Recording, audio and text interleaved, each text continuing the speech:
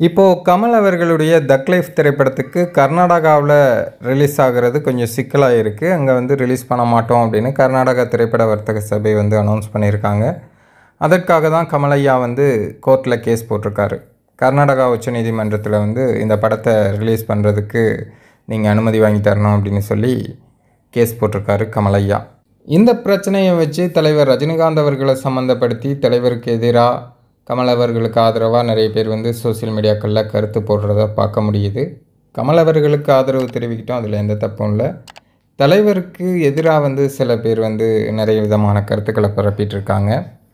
அதாவது இதே போல் ஒரு பிரச்சனை கர்நாடகாவில் காலா திரைப்படத்தை ரிலீஸ் பண்ண மாட்டோம் அப்படின்னு ஒரு பிரச்சனை வருது.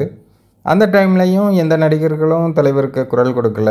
தலைவரோட ரசிகர்கள், கர்நாடகாவில் இருக்கிற ரசிகர்கள்லாம் பயங்கர போராட்டத்தில் குதிச்சிட்டாங்க. காலா படத்தை கட்டாயமாக ரிலீஸ் பண்ணியே ஆகணும், யார் தடுக்கிறாங்கன்னு நாங்கள் பார்க்குறோம் அப்படின்னு தலைவரோட ரசிகர்கள் வந்து அங்கே இறங்கி போராட்டம் பண்ணாங்க. அதன் பிறகு காலா படமும் அங்கே ரிலீஸ் ஆச்சு. இதை வந்து நிறைய நேஷ்னல் மீடியாஸ்லேயே டெலிகாஸ்ட் பண்ணியிருந்தாங்க. நிறைய செய்தி சேனல்களில் அந்த செய்திகள்லாம் வெளியாச்சு.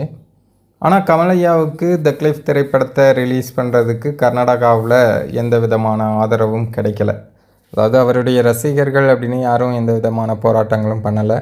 அவருக்கு ரசிகர்கள் இருந்தால் தானே பண்ணுவாங்க அப்படின்னு வேறு ஒரு சிலர் சோசியல் மீடியாக்களில் சொல்லிகிட்ருக்காங்க.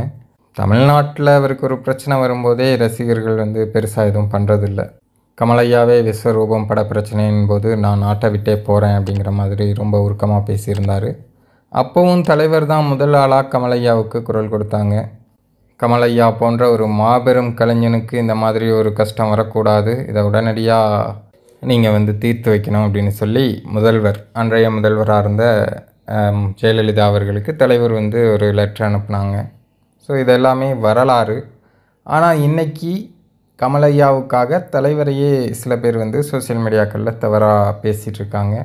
தலைவரை பற்றி பேசுகிறதுக்கு முன்னாடி தயவுசெய்து வரலாறை தெரிஞ்சுட்டு வந்து பேசுங்க அப்படிங்கிறது தான் நம்மளுடைய கருத்து.